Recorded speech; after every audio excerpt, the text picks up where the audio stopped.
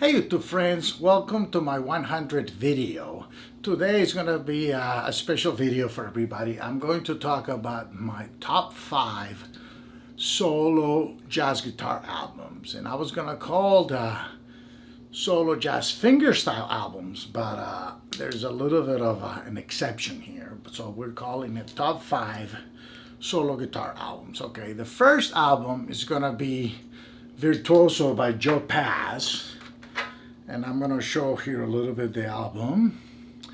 I have it on tape and also on vinyl, of course. Virtuoso by Joe Pass. Well, what can we say about Joe Pass? He's just a master. His single lines, the way he plays, chord melody and also bass lines here is just amazing. There's a little bit of controversy on the sound. His sound is just a little bit on the bright side here on the album. There's a little bit of an issue. You can probably look it up online. The direct line or the mic from the amp malfunction, something like that. But you know what? To be honest with you, his playing is so daring. He's swinging so hard that you kind of forget. It's so incredible. You kind of forget that it is a little bright. It's possible he was recording his hollow body with a microphone, and instead of going through an amp, because that's an electric guitar. So and the other thing I wanted to mention real quick, I'm doing these albums chronologically because I don't think it's fair to compare albums recorded in the 40s, 50s, 60s to albums recorded today. The gear utilized, the recording techniques are similar, but then all the advancements, the technological advancements are just it's just different, and also technically players built on the skills of players before them. So it's not fair to compare, albums from the 40s, 50s to albums recorded now. So this album was recorded in '73, Joe Pass Virtuoso. So it's good to go chronologically, and that's what I'm doing right now. The next album is by Ted Greene. It's called Solo Guitar by Ted Greene. And Ted Greene is known as the chord chemist. He's just a master when it comes to chords. He plays very rich harmonies. He likes to play the Telecaster, and he likes to tune down to E flat or D. And he loves playing through a Fender amp with a reverb. And Ted is known for his books. Chord Chemistry is one of the books that he's known for. So he's a very accomplished player, great guitar teacher, and this album is really great when it comes to utilizing chords and he has a great sound. He plays that Telecaster and makes it sound wonderful. He is also known to improvise in a sort of Baroque sort of a style, and you can check out online, Ted Greene improvising on Autumn Leaves, and he improvises in a sort of Baroque way. It's just crazy to see how he can improvise like Bach in a Baroque style. Okay, my next album is an album by Earl Klugh, and this one was recorded in 1989. It's called Solo Guitar by Earl Klugh, and this album is just filled with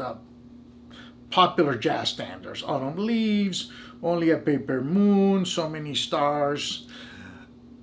Earl Klugh is a really master of playing melodically. He solos very melodically. He plays the melodies beautifully, and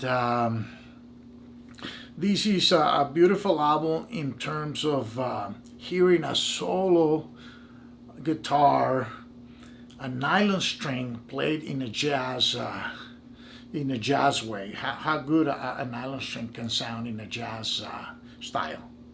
Earl Klugh, he's really good. I love his music. I have I don't know, about 15 to 18 of his LPs. I really love his playing. Although he's known a little bit as a smooth jazz artist, but these solo album, he's playing all jazz standards. Okay, the next album, it's an album of a player that you might not heard. He's a little bit obscure, but he's a great player nonetheless. It's a 1992 album called Solo by Jeff Linsky. This album I got from Guitar Solo Publications in San Francisco after reading an article of Jeff in Guitar Player magazine when he used to play in cruise ships, and people used to say, hey, can you play a Beatles song? And he said, which one? The Beatles have 200 songs. So it's crazy.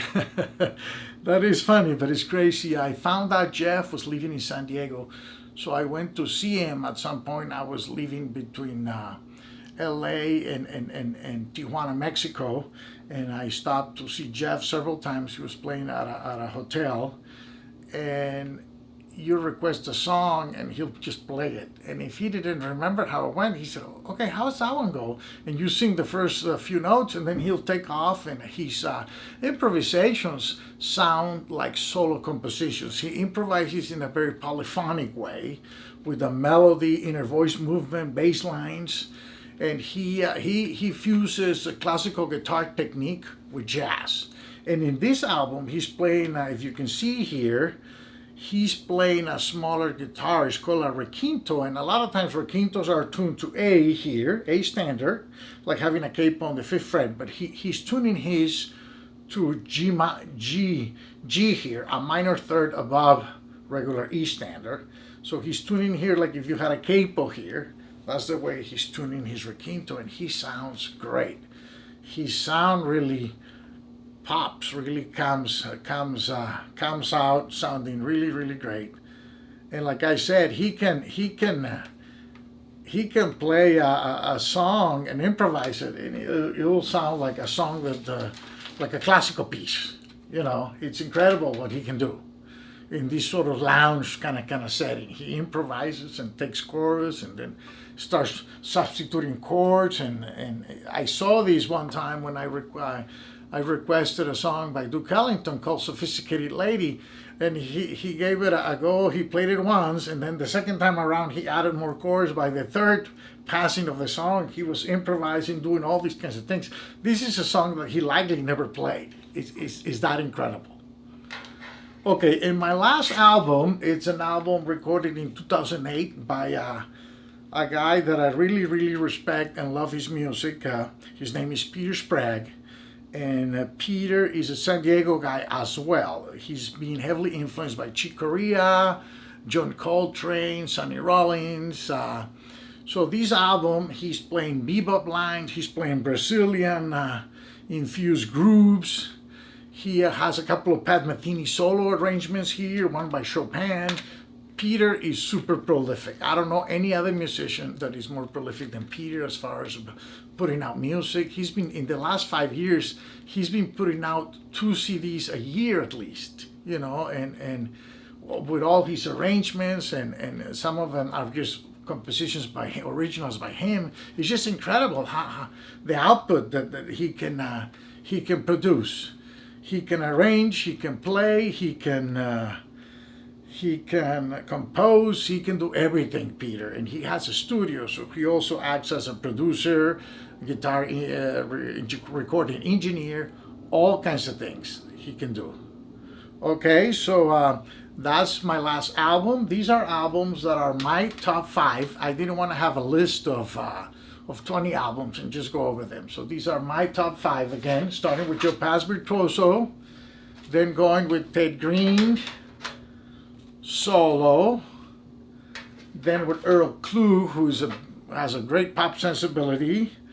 Also, then going with Jeff Linsky, who really mixes classical technique with jazz improvisation, and then Peter, who can do everything real well. I mean, Peter can do single note lines, again, bass lines, all kinds of things. He's just a devoted guitar student, guitar wizard, really.